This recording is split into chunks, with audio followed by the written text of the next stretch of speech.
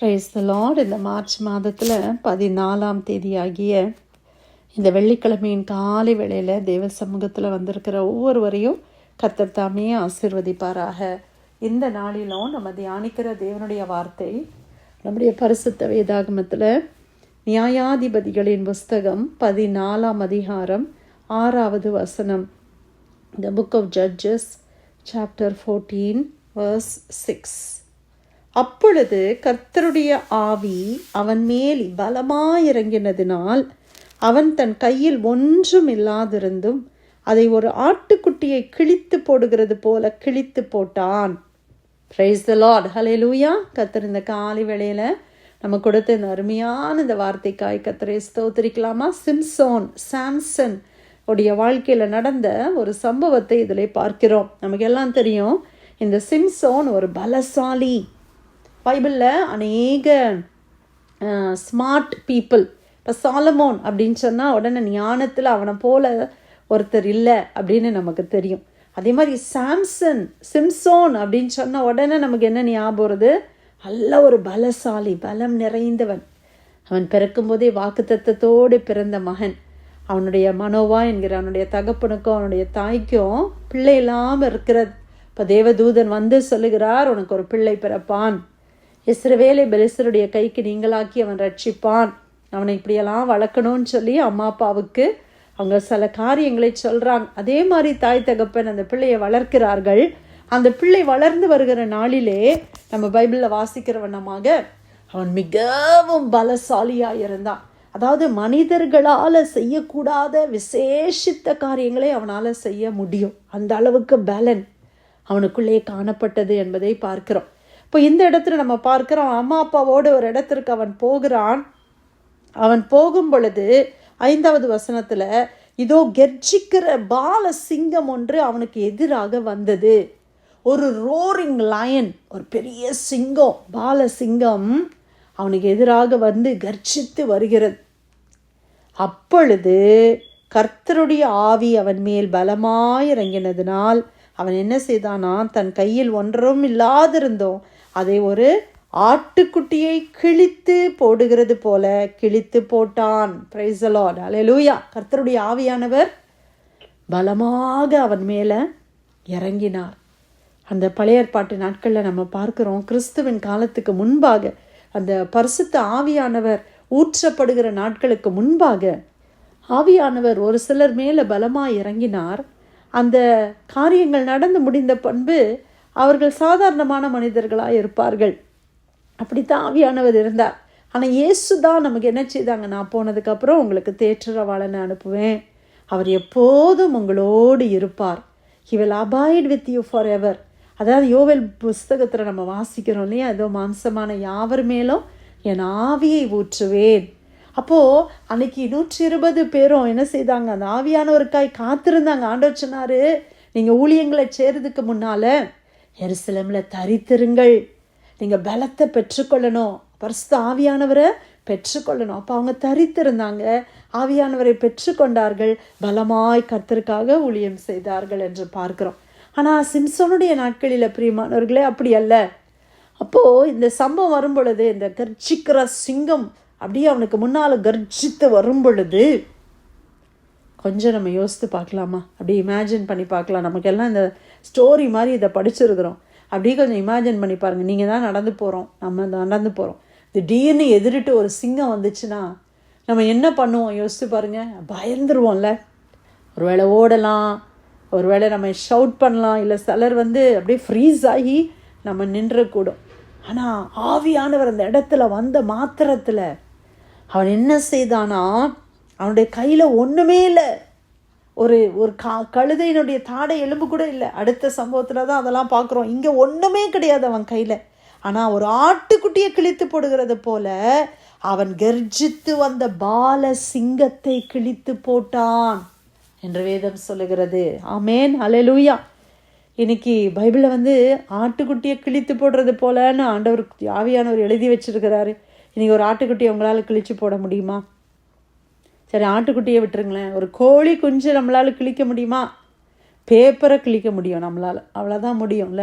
நம்ம ஸ்ட்ரென்த்தில் நம்மளால் அவ்வளோதான் பிரியமானவர்களே முடியும். ஆனால் பரிசுத்த ஆவியானவர் நம்ம மேலே வரும் பொழுது ஹல்லேலூயா, நம்மளால் முடியாத காரியங்களை அவர் முடிய பண்ணுகிற தேவன். ஆமென்.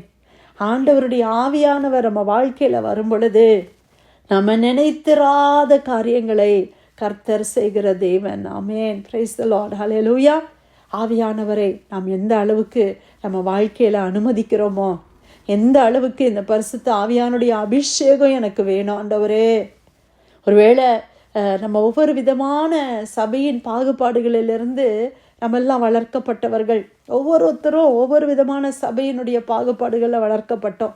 ஒரு சில சபை பாகுபாடுகளிலே நம்ம பார்க்கிறோம், ஆவியானவரை அவர்கள் பேரால் சொல்லுவார்கள், அவ்வளவுதான்.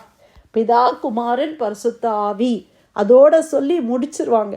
பரிசுத்த ஆவியானுடைய கிரியைகளையோ, பரிசுத்த ஆவியானவர் நமக்கு எவ்வளோ தேவை என்பதையோ குறித்து நமக்கு அதிகம் போதிக்கப்படுவது இல்லை. நாமும் ரொம்ப பைபிளை வாசித்து அந்த அனுபவங்களில் வர்றது கிடையாது.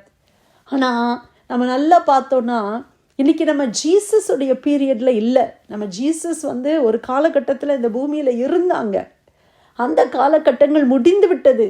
அதற்கு பிறகு ஆவியானவருடைய காலகட்டத்தில் நம்ம இருக்கிறோம்.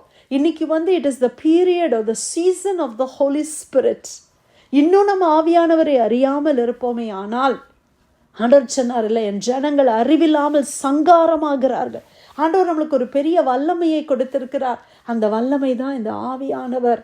இந்த பரிசுத்த தேவனுடைய ஆவியானவர் நமக்குள்ள வாசம் பண்ணுகிறார். வேதம் சொல்லுகிறது, ஒருவனை கிறிஸ்து என்று, அதாவது ஒருத்தர் கிறிஸ்துவை, இயேசுவை கிறிஸ்துன்னு அறிக்கை பண்ணுறதுக்கே ஹோலி ஸ்பிரிட் தான் நமக்கு உதவி செய்கிறார். யாருமே நம்ம ஈஸியாக ஜீசஸ் தான் காடுன்னு நம்மளால் சொல்ல முடியாது. ஏன்னா அதை ஹோலி ஸ்பிரிட் தான் நமக்கு ரிவீல் பண்ணுறாங்க. அப்போ நம்ம எல்லாருக்கும் ஹோலி ஸ்பிரிட் தான் அதை ரிவீல் பண்ணியிருக்கிறாங்க. ஆனால் பரிசுத்த ஆவியானவருக்கு நம்ம எவ்வளோ இடம் கொடுக்குறோமோ அந்த அளவுக்கு ஆவியானவர் நம்மளை யூஸ் பண்ண முடியும். இன்றைக்கி நிறைய பேர் நம்ம பரிசுத்த ஆவியானவரை அறிந்திருக்கிறோம், அதோடு நம்ம நிறுத்தி கொள்ளுகிறோம். நீங்கள் கொஞ்சம் உங்களை விட்டு கொடுத்தீங்கன்னா, இந்த ஆவியானவருக்கு உங்களை கொஞ்சம் விட்டு கொடுத்த, ஆவியானவரை என்னை நிரப்புங்க, என்னால் சில காரியங்களை செய்ய முடியல, ஆனால் நீங்கள் என்னை நிரப்புங்கப்பா, என் மேலே நீங்கள் அசைவாடுங்க ஆண்டவரே, எனக்குள்ளே வாங்கப்பா, எனக்குள்ளேருந்து நீங்கள் கிரியை செய்யுங்கப்பா, என்னை அபிஷேகத்தினால நிரப்புங்க. எல்லாரும் அபிஷேகம்னு சொல்கிறாங்க, அதை பற்றி எனக்கு ரொம்ப தெரியலையே, எனக்கு விளங்க பண்ணுங்கன்னு சொல்லி நீங்கள் இருதயத்தின் ஆழத்திலேருந்து கேட்டிங்கன்னா, உண்மையாக கேட்டிங்கன்னா, நிச்சயமாக அந்த அபிஷேகத்தை நீங்கள் பெற்றுக்கொள்ள முடியும் பிரியமானவர்களே. அதுக்கப்புறமா அவங்களுடைய வாழ்க்கை ஸ்பிரிச்சுவல் எக்ஸ்பீரியன்சஸில் அநேக வித்தியாசங்களை நாம் பார்க்க முடியும். இன்றைக்கி நம்ம சிம்சோனுடைய லைஃப்பில் பார்த்த மாதிரி ஆண்டவர் பெரிய காரியங்கள் நமக்கு செய்வார். சிங்கங்களை கிழித்து போடுகிற அனுபவங்கள், சிங்கங்கள்னு சொல்லும் பொழுது லிட்ரலாக சத்துருடைய தந்திரங்கள், சத்துருடைய கிரியைகளை, ஏன்னா நம்ம வாசிக்கிறோம், வேதத்தில் நம்ம வாசிக்கிறோம் இல்லையா, நம்மளுக்கு ரத்தத்தோடும் மாம்சத்தோடும் யுத்தமே கிடையாது. நம்மளுக்கு சிங்கத்தோடலாம் மனுஷங்களோடலாம் யுத்தம் இல்லை, அந்தகாரத்தின் லோகாதிபதிகளோடு நமக்கு யுத்தம், பிசாசின் துரைத்தனங்களோடு நமக்கு யுத்தம். அதனால தான் ஆண்டவர் சொல்ல, சர்வாயுத வர்க்கத்தை அணிந்து கொள்ளுங்கள் என்று சொல்லுகிற அந்த பகுதியில் நீங்கள் வாசிக்கணும், ஆவியில் நிரம்பி ஜெபிங்கன்னு ஆண்டவர் சொல்கிறாரு. ஏன்னா நம்ம இந்த காலகட்டத்தில் சாதாரணமாக ஜெபிக்கிற ஜெபம் இல்லை, அல்ல, ஆவியில் நிரம்பி நம்ம ஜெபிக்க ஜெபிக்க ஜெபிக்க ஆவியின் உலகத்தில் அநேக கட்டுகள் அவிழுகிறது, அநேக சிங்கங்கள் கிழிக்கப்படுகிறது, அநேக தந்திரங்கள், அநேக பிசாசின் கிரியைகள் அழிக்கப்படுகிறது. ஆமாம் பிரியமானவர்களே, அதைத்தான் இந்த வசனத்தில் நம்ம பார்க்கிறோம். அன்னைக்கு ஆவியானவர் சிம்சோன் மேலே வந்த பொழுது அவனுக்கு எதிரிட்டு வந்த ஒரு சிங்கத்தை கிழித்து போட்டானே, அதே வல்லமையின் ஆவியானவர் இன்னைக்கு நமக்குள்ளே இருக்கிறார். அந்த ஆவியானவருடைய அந்த பலத்தோடு கூட நம்ம தேவ சமூகத்தில் போராடி ஜெபிக்கிற வேளையில் நமக்கு விரோதமாய், நம்முடைய குடும்பங்களுக்கு விரோதமாய், நம்ம சரீரங்களுக்கு விரோதமாய் வருகிற எல்லா சத்துருடைய கிரியைகளையும் நம்ம அதமாக்கி போட முடியும். ஆமேன். விசுவாசிக்கிறீங்களா? இல்லை இதெல்லாம் பெரிய ஊழியக்காரர்களுக்கு உரியதுன்னு நினைக்கிறீங்களா? அவங்களுக்கு ஒரு கிஃப்ட்ஸு, அதனால் அவங்க அதில் ஆப்ரேட் ஆகுறாங்க, இதெல்லாம் எனக்கு இல்லைன்னு நினைக்கிறீங்களா? நீ விசுவாசித்தால் ஆகும் என்று கர்த்தர் சொல்லுகிறார். கர்த்தரை விசுவாசிக்கும் போது கர்த்தருடைய வசனத்தை முழுமையும் நம்ம விசுவாசிக்கணும். அதில் சொல்லுவாங்க, ஆதி அப்போஸ்தலர் நாட்களில் நடந்த அந்த அடையாளங்கள், அந்த அற்புதங்கள்லாம் அதோட முடிஞ்சிருச்சு. இப்பெல்லாம் இல்லை பிரியமானவர்களே. இன்றைக்கும் ஆவியானவர் உயிர்ப்பித்து அநேகரை எழுப்பி கொண்டு தான் இருக்கிறார். நம்மளால முடியாது, அன்னைக்கு சிம்சோன் ஆகிய மனுஷனால முடியாத ஒன்று, அந்த சிங்கத்தை கிழிக்கிறது மனுஷனால முடியாது. ஆனால் ஆவியானவர் பலமாய் இறங்கினதுனால் அதை அவனால் செய்ய முடிந்தது. இன்னைக்கு ஒருவேளை ஒருத்தருடைய மனசை மாற்றுகிறது இல்லை, நம்மளால முடியவே முடியாது. நம்ம அவங்களோட பேசி பார்க்கலாம், அவங்களுக்கு வார்ன் பண்ணலாம், அவங்கள திட்டலாம், அவங்கள அடிக்கலாம், ஆனால் அவங்கள சேஞ்ச் பண்ண முடியாது. ஆனால் ஆவியானவர் வரும் பொழுது அந்த சூழ்நிலைகள் மாறும். அதனால் நீங்கள் ஆவியானவரே என் இருதயத்தில் வாங்க, எனக்குள்ளே வாங்க, எனக்கு இந்த அனாயிண்டிங் வேணும், எனக்கு இந்த அபிஷேகம் வேணும், சிங்கங்களை கிழித்து போடுகிற அந்த பலமான அபிஷேகம் எனக்கு வேணும் ஆண்டவரே அப்படி நம்ம தேவன் சமூகத்தில் நம்மளை ஒப்பு கொடுக்கலாமா? நீங்கள் உண்மையாக கேட்டிங்கன்னா இருதயத்தின் ஆழத்திலிருந்து எந்த காம்ப்ரமைஸுமே இல்லாமல். இன்றைக்கி நிறைய பேர் ஆவியானுடைய கிரியைகளை ஏளனமாய் பார்ப்பது உண்டு. பிரியமானவர்களே, நம்ம மனுஷனுடைய ஆவிக்கும் புத்திக்கும் அப்பாற்பட்ட கிரியை அது. அதனால் நம்ம அந்த பிரெயினில் அதை யோசித்து அதை அண்டர்ஸ்டாண்ட் பண்ணி லாஜிக்கல் ரீசனிங்கில் ஹோலி ஸ்பிரிட்டுடைய மூவை நம்மளால் அண்டர்ஸ்டாண்ட் பண்ண முடியாது.